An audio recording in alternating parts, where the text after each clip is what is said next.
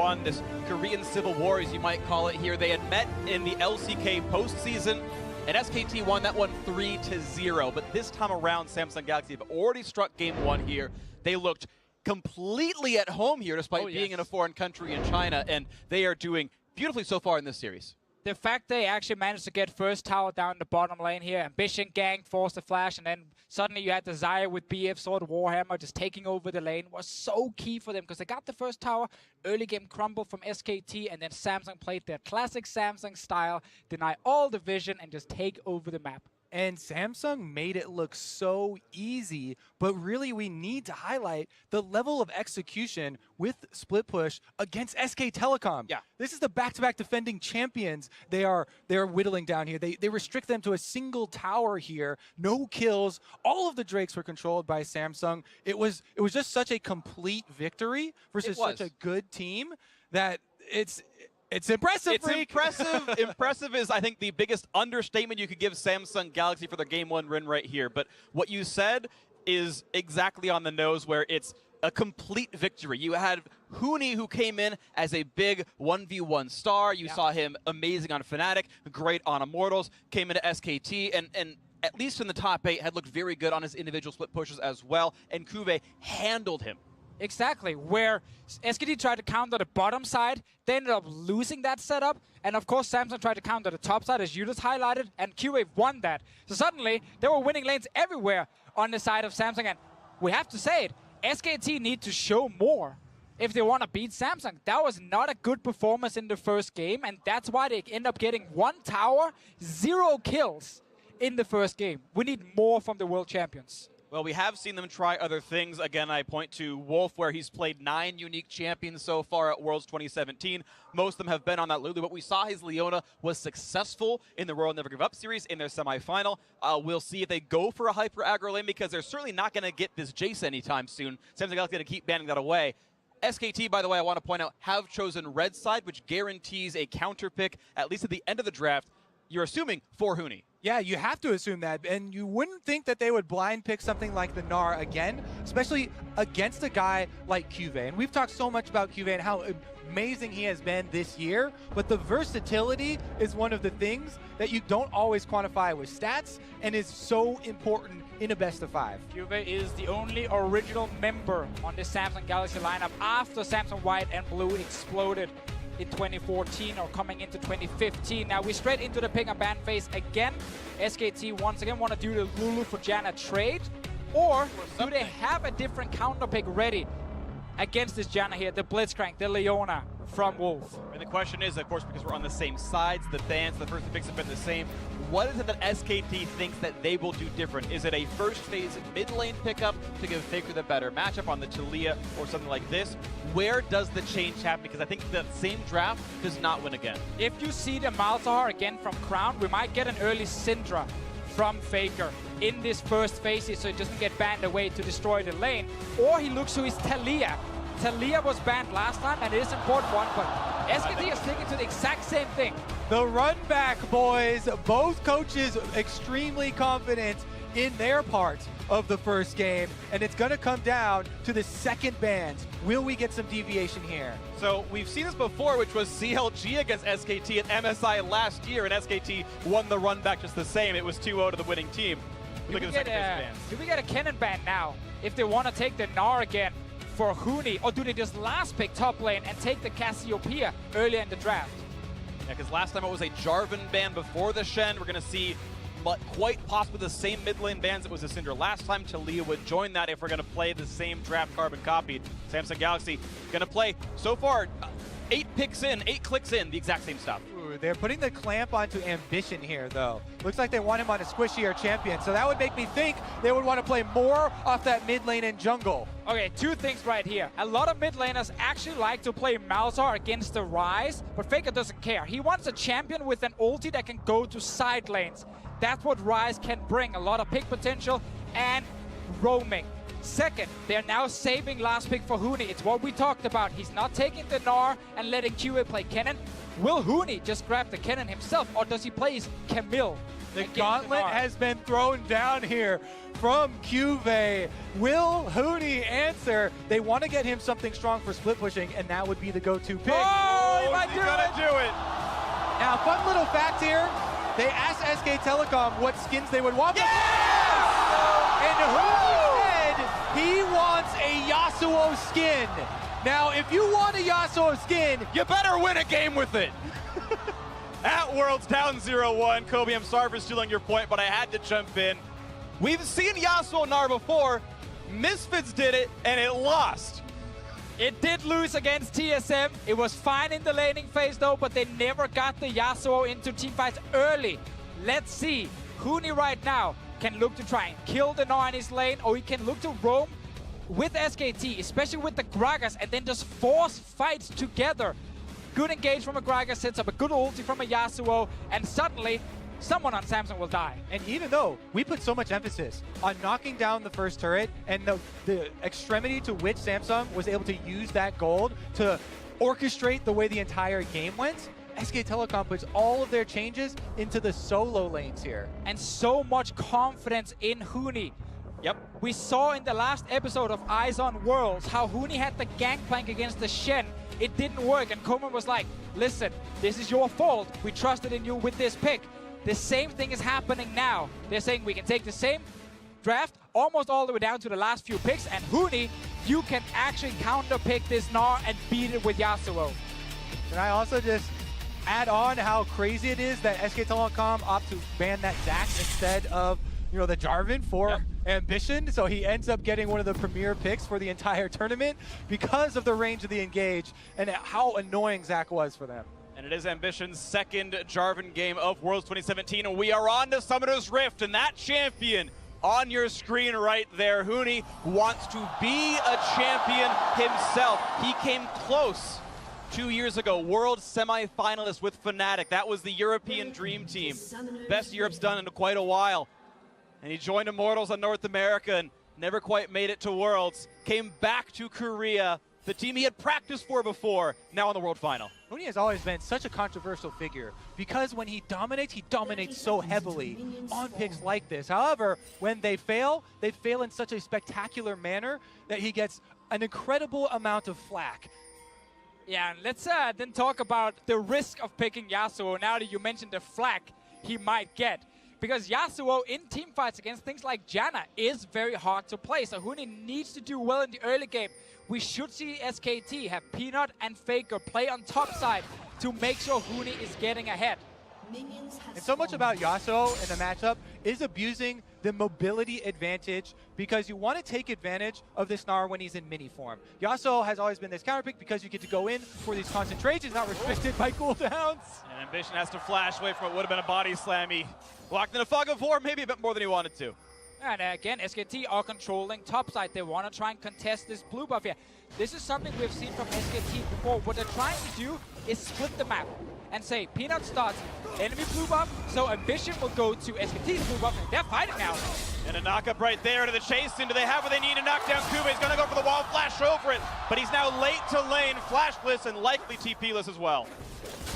Huni going to stick around as well and help out Peanut with this blue buff. And like you were talking about there, Deficio, before, we've seen this so often where junglers try and split the map here basically by taking the resources away from the top side for Ambition, so he has less incentive to go top side, and it would be a bigger opportunity cost if he actually went to try and influence that Huni matchup. Exactly, and it suddenly means Huni can play very aggressive early on in the laning phase, knowing that his jungler is around. Ambition didn't get blue. Yeah, it also means that it is incredibly predictable for the answer here. As soon as you take away topside blue from Ambition, he would want to go answer, steal away SKT's blue. However, the quick movement from Bang and Wolf, as well as Faker being on this rise and the power of this mid lane matchup controls it. We did talk about Misfits before with the Yasuo.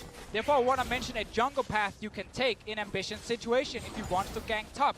And that is do your Wolf camp and then sneak behind the blue buff and jump over the Baron wall and appear behind Huni to surprise him. Max Lord did it, Right now, though, Ambition is just farming, and he's very low. Got no mana. He went for the machete, started as you tend to on Jarvan. There is no gank coming in for Ambition for a while without this blue buff. Nice little jukes play coming out from Kube. Gets a nice trade on Nahuni. Pushing her turret, though, will be up in farm by quite a bit. Yeah, let's step back a little bit and look at just this lane on the top side. We talked about the Yasuo and how he wants to abuse the movement here. You want to leave one of the minions available for your E back out when the Gnar is approaching that mega form. So you can see him as soon as the bar started to charge up, went back out, so there was no answer trade. And as you mentioned, Freak, the blue denial from Ambition is incredibly important for Jarvan's early clear. Now he can't support that top lane matchup. Everything is so intertwined here and really does affect the solo lane matchups. And Yasuo can also block the boomerang from Gnar, so there's no reduced cooldown on it. You're not landing any good poke, and then Yasuo is just safe, jumping around the minion wave and constantly trying to threaten you in mini-Gnar. Typically, though, on the professional stage, we don't see kills level 2 and 3 in just pure 1v1 laning. Huni is getting control at the moment, but Cube is playing it very safe and not dying. Take a look at the other sides of the map now, glancing into the bot lane, the exact same 2-on-2 as before, and this time around Samsung Galaxy much better in farm than they were in the first game. They were down close to 8 or so at this point last game, so a better looking 2-on-2. Big left over the mid lane as well, and Faker right now going equal against Crown as Ambition, trying to get some vision control to make sure that Malzahar stays safe. Once again, it's double TP to a single as Crown is bringing in a teleport to Faker's heal. And I'd like to talk about why Crown loves this Malzahar so much. This summer split has been very tough for Crown as a player. He's not been able to challenge for the spot of the best mid laner in the world. He's been shaking the laning phase, ganked very often. Fairly poor synergy between him and Ambition as well. So what Samsung have done now is they've found a champion that brings hard engage.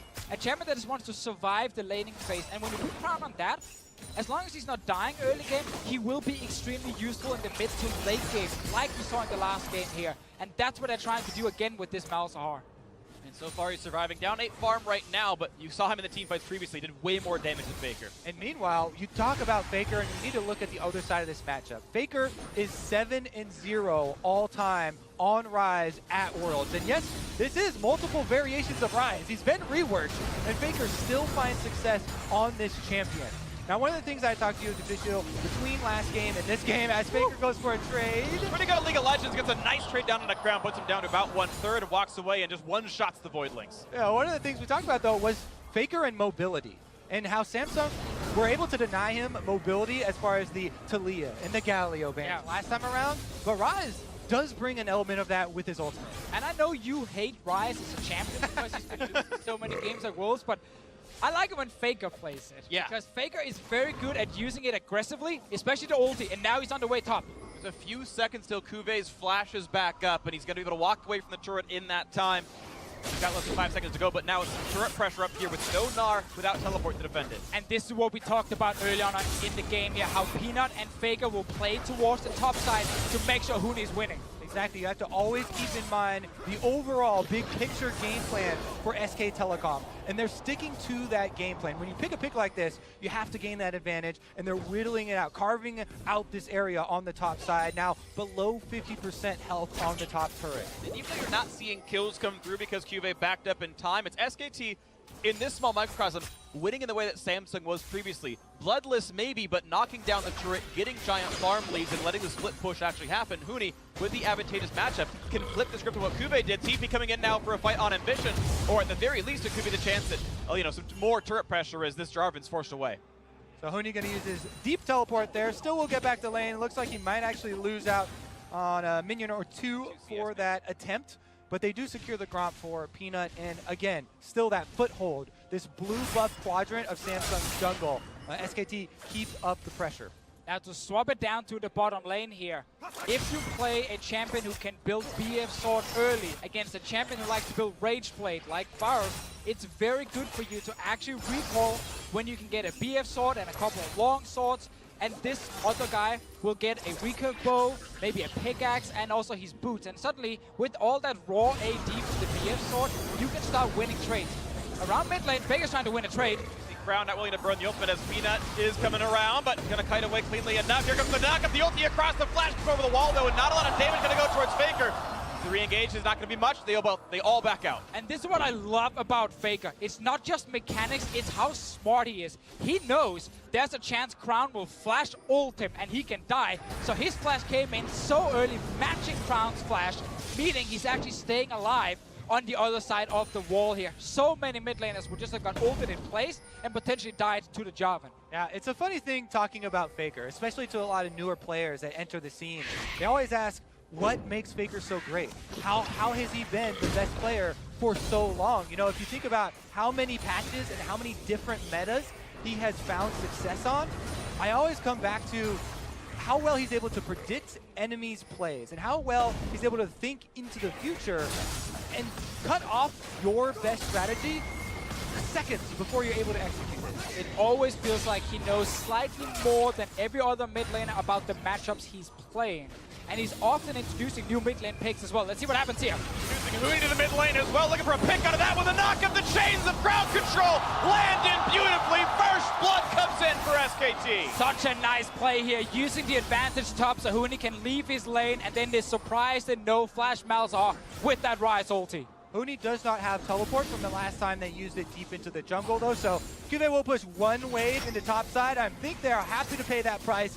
Faker's Rise, now with first blood, with the CS lead, and more importantly, control over the center of the map. Here is the Realm Warp that starts it all, Yeah, it's a great setup with Peanut coming in as well to land the knock-up that sets up everything here for SKT. And Crown, poor guy, just wanted to get his little minions to push that wave and then back away. Instantly gets punished. Now we reset on the map, and you can see Faker individually up 1,000 gold in his matchup. Almost the entirety of the SKT gold lead is in the hands of the best player in the world, the one who's got his own Rise skin. Not using it because he doesn't tend to use skins. His own fun little quirk about the game, but looking at the chance of a gank. Ambition's coming around. They know it's a flashless Rise, but he's got heal and he walks away. Yeah, they don't know if Peanut is in the jungle waiting for this play here. Meanwhile, we just saw the gold in the bottom lane. Like, Bang is almost on 3,000.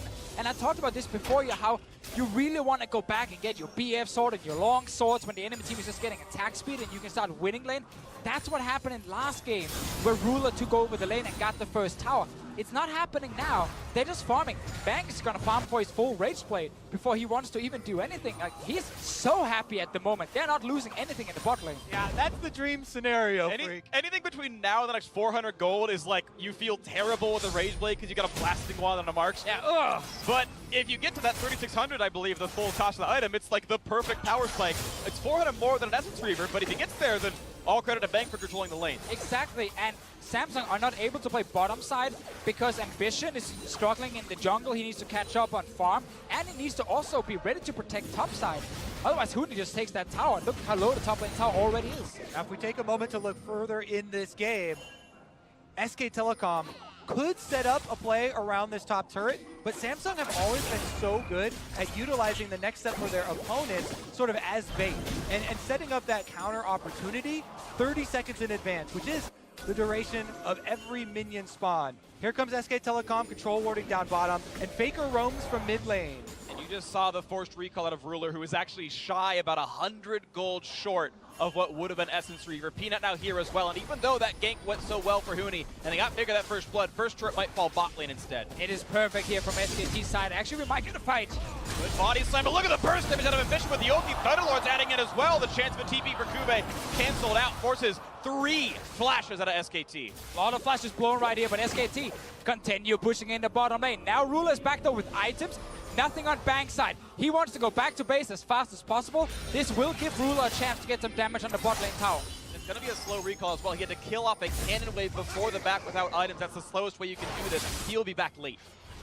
Ruler here trying to push up and see if he gets any of those late recalls. He actually checks that Tribush blind, but still gets the fake out here. And a Wolf actually stops his recall, delaying it slightly. Big power spike. Frick, you are an AD carry, man. Yeah. You see this in the bottom lane. That feels amazing. It's the best feeling ever. Now, let me set up how big of an explosion of gold is about to happen, though, because we went over how low the top turret health for Samsung is. The bottom as well, setting up an Ardent Sensor plus Rage Blade buy could again be another visit from Peanut, from Faker, who has that important control of the mid lane. just to get these objectives. You don't even have to follow through on a dive. You don't even have to follow through on a full roam. As long as they threaten and are able to get the objective, this gold lead that SKT have right now without any turrets could just explode off the map and be the opposite story we had in game number 1. And that's why you gotta respect that SKT go into this draft in game 2 and say, yeah, the first 3 picks were fine. We're gonna do the same thing again. This time we're not gonna lose the bot lane tower early. And then they prepare this Yasuo against Cuvey's Gnar to now have a winning top side as well here. I like the adaptations with Ryze and Yasuo, and I like the fact that Bang and Wolf are able to go even in this bot lane. Put the faith in Huni. So far, so good. He got that assist on First Blood. Mountain Drake spawning, but Samsung Galaxy not that same pressure over bot lane. And again, same matchup, and yet SKT doing much better now in the 2-on-2 as far as overall lane control. They got a bit of help from Peanut, of course. That's nice as well. But this game, though so much of it is similar, looking so differently. Well aimed for SKT. And we're seeing also ambition on this job, and here, second time, as you said, during the tournament. First time he played it was against WE in the first game of the semifinals. He couldn't find any early ganks, it was really too effective for him, and it kind of fell apart for him and the team. This game, he's been under so much pressure. While Ambition is a fantastic shot call and a big leader for the team, he's not always the most active jungler early game. And this is a little risky for SKT. They don't have summoners on bot. Flash to the knockup. They're going to go for Bang on this one. Look at the damage up, but he's got no way out. Ambition traps him in, but look at the damage back from Faker. He just survives the entirety of it. And out goes Samsung Galaxy. 3 flashes down. Huni comes down to the bottom lane and completes his teleport though, so SKT have to commit to all the resources in this area. The Mountain Drake should be taken in toll in exchange for this top lane turret. Cuvey is whacking away. But so important they keep the TP on this Gnar here. SKT, yes, they get the 1 Drake, but no kills at all. Well, flash advantage will go back towards SKT, though next time Peanut's got it, there's no one really able to get away from it. Only Crown and Cuvey have those tools. And you can tell, Huni, as soon as the bottom lane play fizzles out, he just makes a beeline, runs straight back to the top side to try and save the rest of this turret so that SKT don't give up that first turret bonus. They've worked so tirelessly to get themselves into a position to capitalize on that advantage. But at this point here, SKT should play around top side, get that first tower down, unleash Huni in the top lane, instead of having all these plays around the bottom side, because that's actually allowing Samsung to get back in this game here and not fall further behind. No turret just yet, and this top lane tower's been low for a long time. It has been low. It's been an interesting look for SKT because the mantra coming in was Huni, play for yourself, get you the 1v1 matchups, and yet his big plays have been coming down to the mid lane to get first blood for Faker, coming down to the bot lane to help secure the first Drake, and he's going equal in just the lane itself. Definitely credit to Samsung for not allowing that explosion to happen that we talked about in the possible early game opening here that SKT were trying to pry away. Now, though, we've got almost a full reset for SK Telecom as they're able to go purchase, and the first item timings are coming through even more than the Ardent Rage Blade that we've been talking so much about. You know, Huni here, as well with the Phantom Dancer, really gets to go in. Yeah, and I think on the other side here in the top lane, Cuvey going Black Cleaver first is actually fairly risky. I love getting the cooldown reduction as well, but not rushing Frozen Mallet is tricky. You don't right now like feel very tanky, and Huni's all in, especially once he hits level 11. It's something you gotta respect. Like typically when I see Gnar versus carries, it's Frozen Mallet and a lot of early armor to try and make sure you don't die, and then you just kind of whittle them down slowly. There are basically 2 paths right now for SKT to walk down, because they're the ones with the priority, mainly because of all the control they've been able to get around Faker, but they can either go that top lane path you mentioned. Well, here we go mid. A couple of barrels, but none of the big triggers pulled out. Ambition able to flag and drag out to safety, no big deal. Minions cleared out, but a low health jungler gives control back to SKT. Faker right now able to roam with Peanut there, looking for that top lane tower we talked about. Cuvey, he knows he's trying to get away as fast as possible. Realm Warp comes in, they're committing to it. Here comes the attempt there, right behind, gets back over the wall, the flash to get away, and he's got a long run ahead of him. Up and down the river, the bot lane's nowhere near, running away from Peanut. All flashing!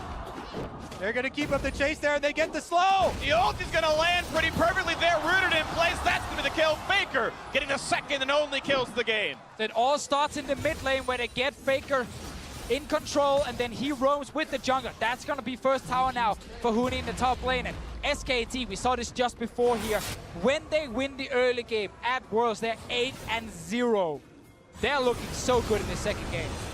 The See if they can keep that one going. The paths to victory getting wider and easier to navigate as they just machete back the vines and realize that there's daylight at the end of that tunnel, and they can tie up this series 1-1 if they keep going. 3,000 gold lead so far, immaculate for them. No Drakes given up, no turrets, no deaths either. We might be going back-to-back with bloodless games if it keeps going this way. Both these teams very controlled in their play. Yeah, as we can see from the mini-map, this was telegraphed from SKT for the play they wanted to go for, but the willingness to blow these flashes and Peanut getting just in range for the slow landing on his barrel sets up the perfect ultimate there. I believe Cube was about to go for the hop, but didn't have it in time, and they're able to capitalize completely because even more important than the kill, the objectives. Top lane turret is down, plus the Rift Tail. That means SKT can finally start to chain those objectives. And they're still defending the bot lane tower. That's where Samsung are looking so often. They want Ruler to get this turret here. EQ's down. Mickey uses it to run away a little bit. The flash chases in, looking for the trade, but in comes the duel, and look at Bang! And he does not have a way out for this one. The flash was already used. Barrier pop for some time. In comes Crown, and they're going to find their first kill of the game. Kube staying alive as well. The chase forward. They got the root into Faker. Samsung Galaxy. The flash tornado. Core JJ secures a double kill for Ruler. Miscommunication on SK Telecom as Bang flashes forward for the ultimate into 3 Samsung members, and the rest of SK Telecom not committing. What a big dissonance there we've seen within the team. And Kura, he was ready. He TP'd in behind SKT as soon as this fight started. When they knew, okay, Ambition, he's getting caught in that Dragon Pit, they turned it around. So many times we've highlighted the difference between Huni and Cube. Cube joining these fights so quickly. Here's Ambition on the run, though. Okay, so now Samsung are calling, we can fight this one.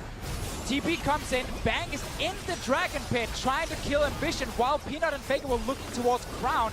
Meanwhile, Huni's taking red buff, he's not TPing into the fight, and this was over before it even started. Yeah, that has to be maybe a team call there not to expend the teleport, but very different ideas about what they wanted to do in that play as your AD carry flashing forward on Varus. It can be a strategy, but not if you're bringing only 4 members to a 5-man fight. Sure, but Huni's going to bring a second member to a 1-man fight and knock down that bot lane turret. So 2 solo turret kills for Huni. Individually, he is massive, 7,900 gold. More than anyone else on the opposing team, and 1,500 over his opposing member. So SKT gets to rely on this Yasuo. And let's see if Huni values getting even stronger individually and goes for Infinity Edge, or if he wants to be stronger for the next fight and goes for GA early on. It's something you can do on Yasuo, so when you join the first team fight, you don't just get one shot instantly. The GA helps you quite a lot when you are playing aggressive in the front line. Yeah, aggression can be SKT able to pull the trigger a bit more frequently with these fights, especially when they do bring Huni with them. Mid lane traded back and forth for now as the next Drake has spawned, and looks like mountain number 2 for SKT seems likely. No one here to push this. Crown staying topside. Does have teleport around. And there are a few wards behind SKT, but Samsung not in a position to fight. Slam explosive cast does not do much, though. The ultimates are down. Here comes the re-engage once again for Ambition. Wants to add the damage. Look at the blade Colorado Ruler. Do they have the my God! Triple knockup. The follow through for Gilbert. And he's going to fight for help, but still one death comes through. The suppression comes in. 4 kills already. 1 man stands alive, and he's going to fall. The ace for Samsung Galaxy. That was so insane from Samsung. There was so much damage coming in from Ruler, and Ambition bought so much time for the rest of his team. Crown joins after. Cube comes in from the flank, and that was perfect. Samsung stand tall again around the Dragon Pit, and this time the rewards are immense. After the clean ace there, they're able to pick up Baron. SKT are 8-0 when they win the early game during this tournament. SKT are still one of the best team fighting teams in the world, and yet we are watching Samsung turn it around 2 fights in a row. Credit Ambition for his shot calling, but mechanically that fight was insane. A huge ultimate. The second flag and drag, the 3-man knockup to hit confirm all of Cuve's entire combo. It was beautiful. I just can't wait for the replay. Like, it's here. There we go. Like, this was so amazing to watch here. Ambition and Samsung are moving in. They know that Crown is not there yet, but he can TP in. They realize Ruler's getting caught, so Ambition engages, gets onto 3 members with his ulti, and look at the damage from Ruler here. Keeps everyone in place. Ambition flashes out to then jump back to his flag and knock them up again.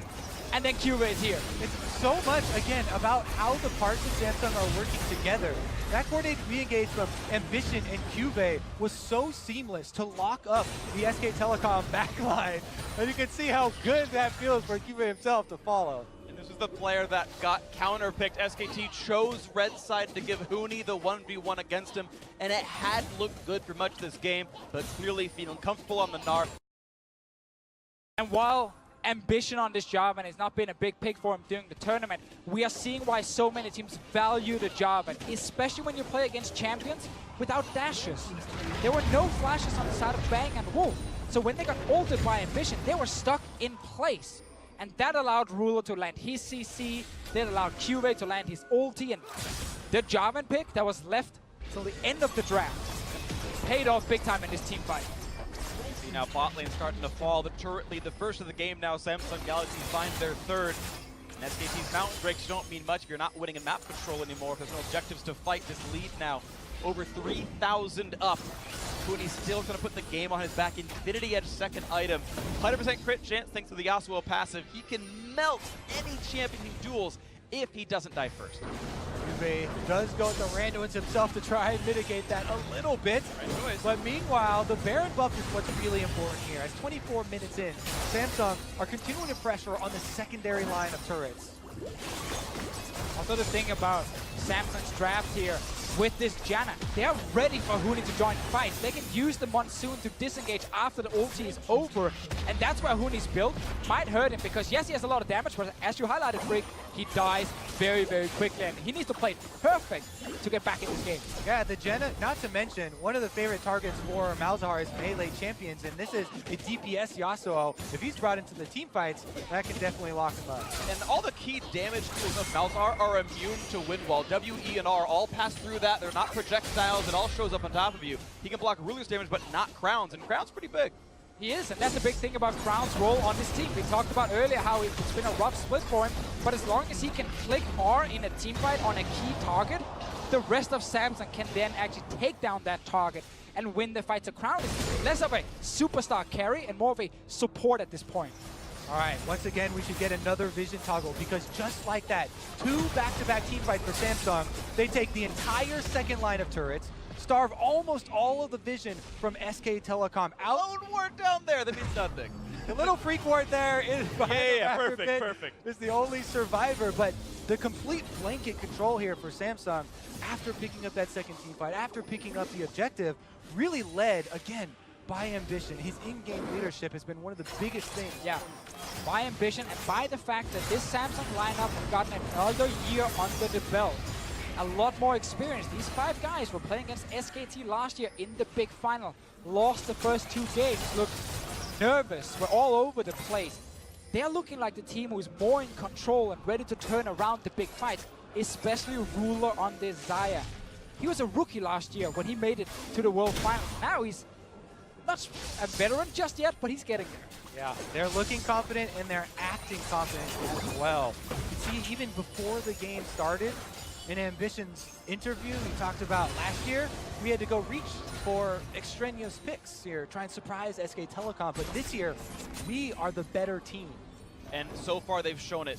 You look at the top 8, and it's very clear Samsung came in looking like the favorites based on gameplay. And it's so funny, I've seen people like give analysts flack for quoting history, but no matter how bad SKT have looked at various years, they always did manage to turn it on. And the question is, when will be the year where someone finally holds up to that level of metal, really? And maybe this is the one where Samsung Galaxy say, look, we know you're clutch, but we are just better than you pound for pound across the team, and this might be the time. This will be the first time where Samsung are then able to say, you know what, this is a playoff game, and we're showing up big time. This team in the LCK, they lose almost every playoff game they're playing. They never made an LCK final with this lineup. And now they might win the World Championships. I mean, the first time Samsung Galaxy with this squad played on a really big stage for something important was the World Final last year. There's no LCK finals to go for. There's no huge crowds for like the regional qualifiers for them, and they finally came to Worlds. And when they were there, they made it all the way to the very top of it. And here, You saw them get on the big stage. They 3-0'd Longju in their first best of 5 at Worlds this year. 3-1 against EWE, which was the regular season champion from China. Now up against SK Telecom, the reigning world champions, and they keep passing these tests so far. And they kept talking about revenge against SKT in this big final, and they kept also talking about how they didn't have to change their play style. They're playing the correct way at the moment. They're going to pick exactly the same way they've been doing so far during playoffs, and we're seeing that here. Good bot lane, try and get Cube in a good match up top. Didn't work in this one game, but then he joins teamfights instead, and he shows up. That's why it's so impressive. If we think back to Champions Select, Samsung, the confidence showing here as well. Happy to run back, and they're posing the question to SK Telecom, who are not used to having to be the ones to answer, because they are the back-to-back defending champions, but they haven't been able to find that answer thus far, and Samsung closing in once again. We gotta then look at, okay, how can SKT get back in this game here? Big wombo combo can happen when you have the Gragas ult combined with the Yasuo. I think actually going for Core JJ with that combo might be the way in, because if you don't kill the Janna instantly, Monsoon knocks the Yasuo away, resets the entire fight, and then Samsung will struggle. Oh, sorry, SKT will struggle. They're going to struggle for some fight in the top side right now. Looking for the play, but not going to get it. A good silence out of Crown, and Baron up in 15 seconds. And we've seen this song and dance before. Samsung Galaxy playing the vision game for the Baron secures. And those right there, those are actually plays to highlight when you're playing this strategy, because the important part for Samsung is not crumbling when SKT make that attempt at a pick. Here's that vision that you're talking about around the Baron. They're very thorough in cleaning it up. SKT can't see anything. They don't know the red buff being secured. There's a barrel to watch vision. Suddenly, Peanut silenced to half HP. Crown's got ulti. And how do you start a fight if you can't see anything? How do you pick the correct target if you don't even know where the members from Samsung are on the map? Yeah, you know, they will be on the top side, but that's not enough. And ulti here used by Ruler. That's the right choice by Bang, though. Trade ult for ult, get Peanut in for the next one. Look at Ambition, though, looking for a potential fight. Also 6,000 gold lead. They could pull the trigger. Kuve's here. Knock up, not quick, gonna land on Peanut. Gonna trade the flash for an ultimate. Cataclysm is down. The zoning silence. Now, is there going to be a re-engage? Kuve on the chase, but Peanut's got nowhere to go as Kuve flashed to the other side of the barrel. 2 more autos. Doesn't land the clock or the iceberg or whatever it is. Peanut jukes to the side. But that's a huge chunk out of Peanut, the jungler, so they're starting up the Baron. They're going to try and draw SK Telecom into the darkness. Huni is here, though. He's waiting for that big knock-up. Oh, Baker's ulti. Round number 2, not going to happen thanks to the silence, and there was just no way in the vision. If you had it or not, it didn't matter, as Baron Nash has been secured by Ambition. 2 straight clean pickups. Here comes the Blade Caller, really getting a bit low. Redemption gets some health back, but the fight might still continue. Ambition waiting on the wings, does not go in. Samsung able to utilize the health that they chunked out of Peanut and the vision that they had set up prior to earn a huge objective. Even with a little bit early of a smite there from Ambition, they 100% secure this objective, stopping them at the Pixel Brush. 2 games in a row where Samsung understand how to take over the mid lane before going to the Baron. They know if Huni is sitting in the side lane, well then Yasuo loses quite some value for the teamfight, because he won't be there for the engage. He won't be there for the initial knock-up from a Gragas, because he needs to TP into the fight. That's why Ambition are so confident just starting it, engage onto SKT, force them away, take control mid, and then go Baron right after. It's the same setup every single time, and it gives so little counterplay. Such an impressive series here from Samsung so far. And a different story this time around. Peanut gonna have to run over for his life. Maybe a bit aggressive, or excessive, I should say, on the ultimate right there. Was afraid of getting chased on, but otherwise had good jukes to not ever be rooted by the Blade Caller. Requires 3 feathers and moves sideways nicely. Mid lane, though, back under siege. Samsung Galaxy, we've seen it before. Yeah, Baron number 2 is the key to open up the SK Telecom base. Brick by brick, Samsung Galaxy are trying to dismantle the SK Telecom dynasty and build a foundation for their own. The way they're doing it is either by outplaying early game like game 1 or outplaying in team fights like in game 2. SKT have been trying to go for these drafts that wanted to win in the early game and then snowball, but it's backfired twice now in this series. Huni is still with the team here, hoping they get a good engage. Try and one-shot Core JJ if you can. Ruler, nerves of steel, but gets rooted. QSS is away. Ultimate still up for the next disengage tool, but meanwhile, keep your eyes on the mini-map. 2 lanes pushing here for Samsung. Minions in the mid lane, and SK Telecom have to flee. On into this one. He's going to flash. silence. Ooh, what? That wasn't flash, I'm sorry. Crown block forward, though, and just turns back around. But they zone them away from the minion wave that's flooding into the top side here. Meanwhile, this entire time, Cube's on the bottom side, also with a Baron buff, and Samsung slowly flows. Now the second inhibitor taken with the turret gone. There's no reason to defend. SKT back to lick their wounds as Faker clears the bot lane. The rest of the team sits by the Nexus, cowering behind their structures for a bit of solace and defense. But Samsung Galaxy now 8 turret kills in. There is not much base left for SKT. Cube and the rest of Samsung trying to land a little bit of poke before they go for this turret here. Once again, SKT need a big engage, especially from Peanut on this Gragas, but there's no flash available. Lost it before when they also lost the Baron. Rula, step forward. Getting a few chunks into the turret. The perfect ultimate still, as you're mentioning, the thing SKT needs. No QSS just yet here from Rula. Still on cooldown. Vega can flash snare him and then they can try and chain him down, but there's a Janna next to him. And they don't have much time to work with either, because Samsung have checked all the boxes. 2 inhibitors down and super minions making their way into the base. Now there's only maybe one more wave left of health on this bottom turret, and SK Telecom being pushed to the brink. Rulu's played pretty much perfectly in terms of dodging away from the crowd control using Quicksilver Sash, Flash, or his ultimate, whichever one's exactly needed. Even knowing the ranges and sidestepping the skill shots when he needs to. This could be the one that the inhibitor turret falls. And if it does, SKT once again likely to retreat without a structure to fight back for them. And QSS is now ready again on the side of Rula. Peanuts flashes up, another big one for that potential fight. But Cortege is so far back. Look at this, he's playing so safe. He knows he could be a target.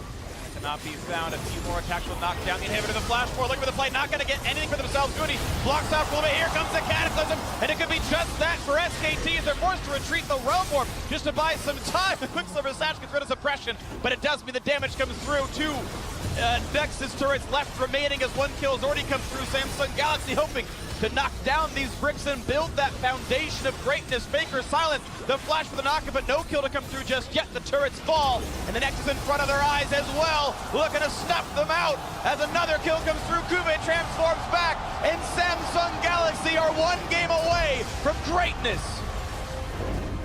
They can see the finish line, but so many teams have been up 2 games against SK Telecom and been unable to finish.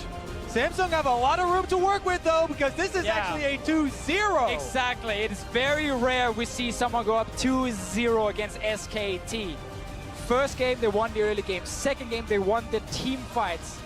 That really breaks your confidence. SKT right now might come into the third game completely changing up their plans, and that needs to work. Samsung are in full control at the moment. 3 back-to-back victories is what it would take for SK Telecom to continue their dynasty. Yeah. What an incredible ask, considering the way that these first 2 games went.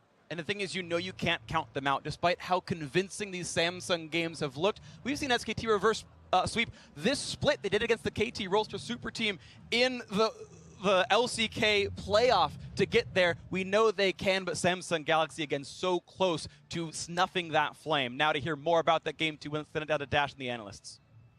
Thank you very much, gentlemen. Last year, it was SK Telecom T1 that was up after the first 2 games, 2-0. This time around, Samsung Galaxy up 2-0. But gentlemen, coming out of game 1, going into game 2, be honest with me, did any of you think that that was the composition SKT would craft, thinking that that would give them the victory? The Yasuo caught me a little bit off guard. I think so. Just a little bit. I mean, take a step back. Choosing red side again, I think, was largely to get that pick for Huni, to get Huni the Yasuo. And it worked till it didn't. It was a lot about adaptation and play, I think, but the draft wasn't actually the crucial factor to me. Yeah. No. I think a lot of it really was down to the decisions that SKT made, the fights that they chose around the Dragon Pit 2 times in a row, where it didn't seem like they're necessarily on the same page, where they're not fully coordinated. And when you do draft for a Yasuo, you have to be in a side lane. You have to be winning in that side lane. And when they fall behind, it's hard to come back. John, I think there was a pretty distinct difference, though, at least in the way the early games played out, because this time around, it was SKT with pressure in pretty much all 3 of the lanes. Yeah, and I feel like at first they did attack Ambition. They ended up getting 3 of the buffs. They got the flash out of Cuvée in the top side right away, and the Rise was an early game counter pick to the Malzahar because of how easy he could kill the Voidlings, and it generated a lot of pressure. They had Huni come down mid, get a kill. They had Faker go up top, get another kill. Like, the things were working that they had planned with the red side for the game 2 to try and do to Samsung what Samsung did to them. But then, crucially, they couldn't clinch in the team fights. Execution, execution, execution. Let's take a look at that big team fight. Azael, Acer replay, 20 minutes in. Samsung Galaxy 5 for 1 near the Drake. And this was already after one lost fight that they had before. And so much of this comes down to the setup from Ambition. Him coming in with the setup and then Kuve coming in.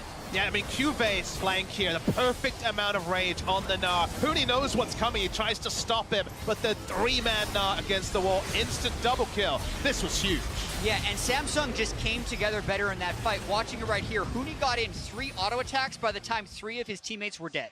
So they got comboed way too hard by the Jarvan, Xayah, and Gnar combo.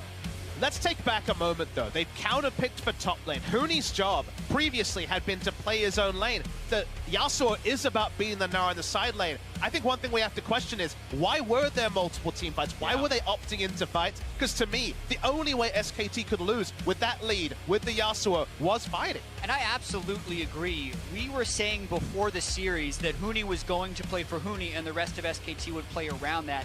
Yet even in matchups where they weren't getting mashed on teleport by the Gnar, Huni was teleporting in and giving up some of his lane advantage. If he does hard split push in this game and they play disengage with the Gragas over and over again, finding picks with the Rise, that's the game plan I thought SKT would have. So beyond just not executing in team fights, why are they there in the first place is not a question you often ask about SKT, but it was evident that game. And it was something you could ask, honestly, 3 times in that game at least. You know, with Kuve having teleport down, Huni TP's down to the bot lane for a fight, nothing happening from that. And he was almost 2,000 gold ahead after getting the solo first turret gold. I mean, come on your screens right now, talking to the team, a situation that they have not found themselves in before here on the world stage, being down 2-0 in the final. As Kobe mentioned, that's a huge ask, even for a team like SK Telecom T1, to pull 3 games back to back to back in order to hold on to your reign and that title and the Summoners Cup. And they don't even have side selection for Game 3, which could just be, once again, Samsung on blue side. They won't have it for Game 5 either. They've tried 2 different styles, both of them with the focus on denial. That hasn't worked. I don't think we're going to see Varus Gragas on red side again. I think they need to start giving Samsung comfort and finding comfort of their own, because they don't have much to hold on to. And I'd even say, is the Lulu really giving you that much value when you're skipping over something like a Syndra into the Malzahar? You know, he's blind picking Malzahar 2 times in a row. 2 times in a row, Faker has the counter pick and really has not made him pay. Yeah, and I find it interesting that I still see Peanut sitting in that chair. I'm wondering if Blank is going to be subbing in, just as we're wondering if Samsung's going to be taking the blue side. You would expect Blank to be subbing in, as they have done so often during the regular season, but to the point, 2-0 down in the World Final. No SKT hasn't been in this spot before, but they've been down 2-1, and they are undefeated in elimination games, 9-0. Flip side of the matchup is Samsung Galaxy. You saw the player cams throughout the game itself. They are feeling it, right? They feel like they're on fire. They said it themselves. We said it. They've got to come in with confidence today if they want to take down SK Telecom T1, and they're playing with it. It's one thing to say, it's another thing to do. So many teams at this point have been 2 wins up on SKT. None of them have been 3 wins up on SKT at the World Final. They have a chance to sweep. They just have to be able to play Game 3 like they did Games 1 and 2. And Jack, you're leaving the door open for SKT, and I think that is everyone's natural inclination, but today feels like a different day. It really does feel like Samsung going to get over the line. My original prediction was 3-2. I'm not going to sit here and say 3-0, but it's feeling more like a 3-0 than a 3-2 for Samsung Galaxy, to me at least. Oh, well, I mean, you got to respond to that real quick? I mean, we just have to remember, last year's World Finals, we're sitting in the opposite position. Samsung pushed us the distance, right? It went to a Game 5, and it was very, very close, so we do still have to give SKT the credit.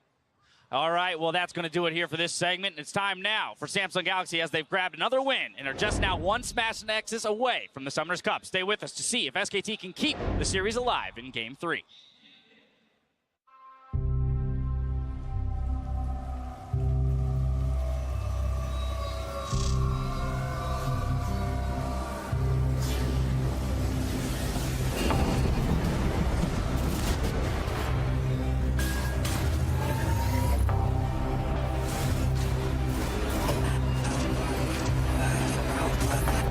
No matter how far we go,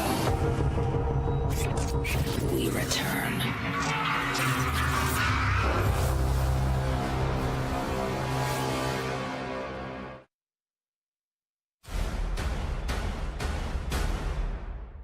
Untamed power. Limitless skill.